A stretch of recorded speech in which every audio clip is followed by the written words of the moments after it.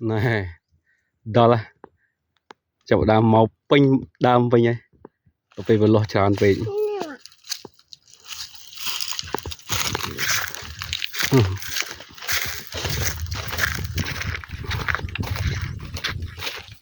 sợ túi ca nữa à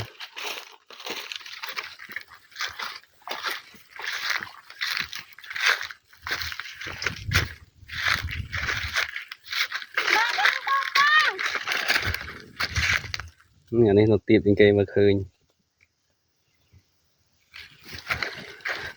đó là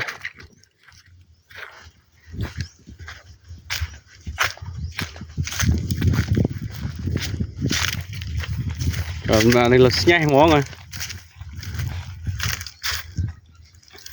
này ngay ti một phay muối nào phay muối khai đọp năm 2025 cho mơ ngày nào bán tới xoài nè